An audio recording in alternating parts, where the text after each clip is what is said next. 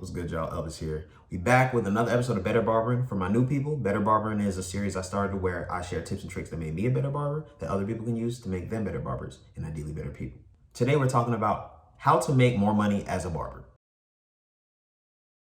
But before anything, we got to understand something. People get paid not off their time, but off the value that they provide. And that goes for everybody. Whether you're some type of independent contractor like a barber or you're an employee or whatever.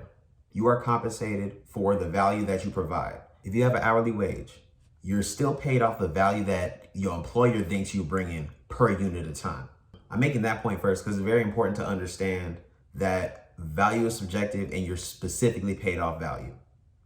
Haircuts that I used to do for $5, depending on the circumstances, someone would pay me $200. And it's just because they value it differently. And even if, let's say, my base price was like $200 or something kind of wild, it will definitely wild for my area. There's going to be people that don't value it and that will not pay it and will never be a client. Understanding that value is what you're compensated, not your time or energy investment, is fundamental. So my base price for haircuts right now is $40. And for some people, that's just way too much. But I have other clients that would pay me double just because they think that I should be charging more. And that's very important to understand because if I'm spending time and energy trying to satisfy a client who doesn't value my service the way I value it, I'm never gonna feel like I'm being compensated fairly. And I'm gonna have to work a lot harder, spend a lot more time and energy to make the same money compared to like just dealing with people who value me very highly. To make more money as a barber, you gotta have clients. So you gotta build up that clientele. Ideally shoot for quality, not quantity, but at the beginning, you gotta go for quantity. You gotta go for quantity, you gotta expose yourself. People have to be aware that you do what you do. That doesn't mean like run people down over it, but take advantage of networking. Who do you hang around regularly? Do they know that you cut hair? So many of my clients came from a recommendation of a recommendation of a recommendation. And like those 3 recommendations, I never cut their hair. But that led to a client who made me a stupid amount of bread. The way connections work is wild. You never know who somebody else knows. If you've heard of the 6 degrees of separation, it's basically an idea that we're about like 6 social connections from anybody in the world. Think about how many people you know, and then think about how many people they know, and then just compile that 6 times on top of that.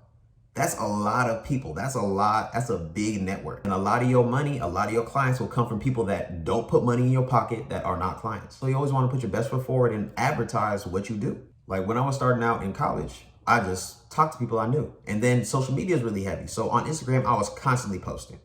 Every day, multiple times a day. And it's not like I was getting hella engagement, but people saw, but it was no secret that I'm a barber. It was no secret what my skill level was and what my availability was because I put myself out there and I made myself available. And there's a lot of people that became clients way after they followed me on Instagram. There's many people that come in now and they're like, oh yeah, I've been following you for like 4 years. I just finally got a cut now. But they knew about me through either somebody I cut or somebody that heard about me cutting or some other connection. So far, I'm just really talking about optimizing barbering, like the actual act of barbering to make more money. But there's so many more ways to make money as a barber in the barbering industry without actually being behind a chair cutting hair. Outside of the actual act of doing the haircut, you can have add-on services. You can sell products that you use. A lot of clients really appreciate convenience. Like if they can get a hot towel and a spa facial or whatever with their haircut, or let's say you use like a specific mousse or something that they just love how it feels in their hair, they love how it smells, and they don't want to have to go to another store to buy it. If it's right here and you sell it, they really appreciate that. Clients love that. I gotta be completely transparent though. Although, add-on services and products are ways, barbers, I've seen a lot of barbers make money. That's not something I personally do. I learned how to do a lot of the spa services and add-on services and whatnot. And I've realized that I just personally don't like them. I mean, I like being able to do them, but I don't like actually doing them. I just have a lot more fun cutting hair. And some of my clients are like, damn, bro, I wanted this, I wanted that. But at a certain point, I gotta optimize what works best for my business because I can upcharge and make a little bit more money per client, but I'm a lot more satisfied and I enjoy my work-life balance a lot more if I have like just cuts in my schedule. I don't like alternating to do all these different things. And it's all cool. Like I went out of my way to learn them, but after I learned them, I realized that's not something that I care too much for. And a similar thing with products. I know some of my clients would appreciate it. If I'm being honest, that's just some shit I don't want to deal with. It's connected to the previous point. But another thing that makes barbers a lot of money, specialization. People value specialization more than anything. If you have a very specific problem, you go to the expert. You don't go to somebody who kind of knows what they're doing. More often than not, if you had the choice and you had the resources to afford whatever, you would go to the person that would get it right 100% the first time. Somebody who does this, who lives this shit. And my personal beef with doing like services and whatnot, doing all these services is like, I like to specialize in the haircut. I don't like to do all the extra stuff.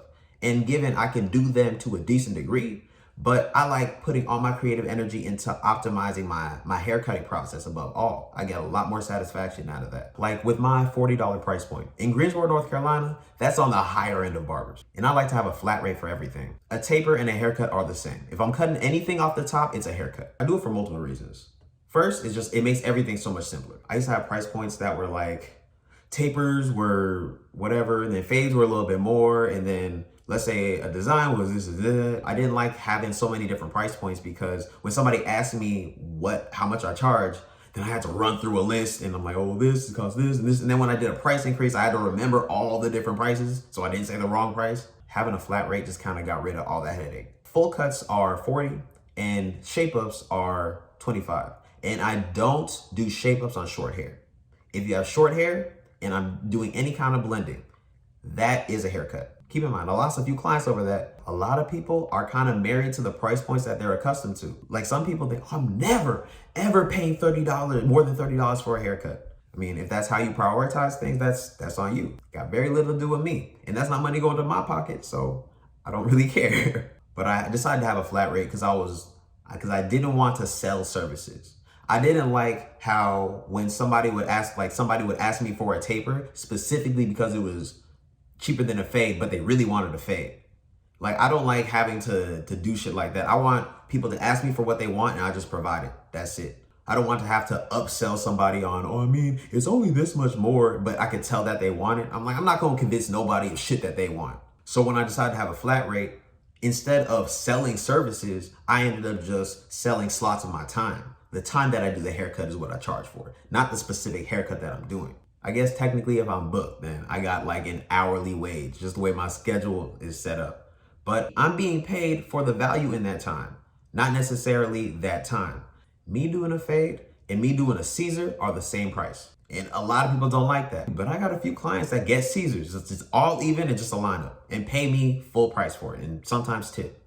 Just because they value my specialization and my time. Because they could get a Caesar wherever, but they want it the way I do it. And now because I sell slots of my time and my time is finite, if my schedule is booked up and somebody's really pressed about a cut, the ticket of my time went up. I charge double for after hours appointment. So even if it's a shape up, if it's outside of my bookable schedule, you're paying me $80. That's just how my business is set up. Because I've also realized that the time that I have is significantly more valuable than any of the money I could make. So the time that's allotted outside of my schedule of cutting is significantly more valuable. Between cutting hair, content, and everything I'm doing business-wise, I'm putting in at least 80 hours a week. If somebody wants me to spend extra time that I could be using to recharge and just mellow out my work-life balance, you gotta pay me or I don't care. But that's also a luxury because I built up my demand based off my specialization. Most of my clients get the same haircuts just because I've attracted that kind of clientele.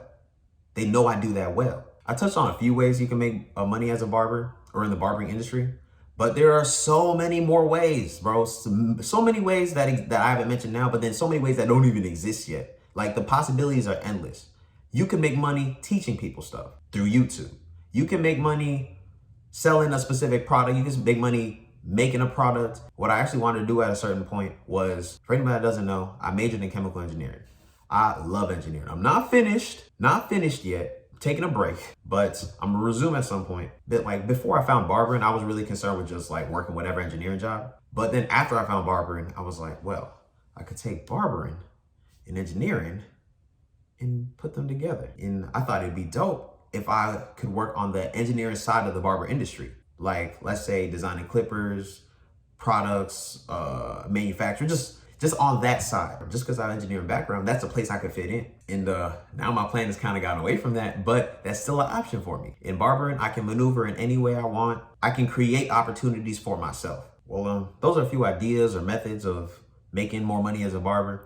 If y'all have any methods that I didn't touch on, I mean, of course y'all do. There's a whole lot. But if you got something that you want to share, bro, drop them in the comments. Let other people know. But what I think is the coolest thing is a lot of the aspects and principles that I use to make more money as a barber, I learned from people outside of the industry, or even people that weren't self-employed. There's so much you can use to optimize your process from other people's processes that seems somewhat unrelated. I've picked up crazy game from CEOs, bankers, salesmen, painters, from like a wild assortment of different professions and industries. There's always some kind of game you can extract from somebody else, even if it's just an example of what not to do or what to avoid. Appreciate y'all watching again. If y'all got any game, got any value, please go ahead and like, subscribe, and all that. And if you haven't followed me on Instagram, go ahead and follow me at Cuts by Elvis. And till next time, Craft Over Clout, I'm out.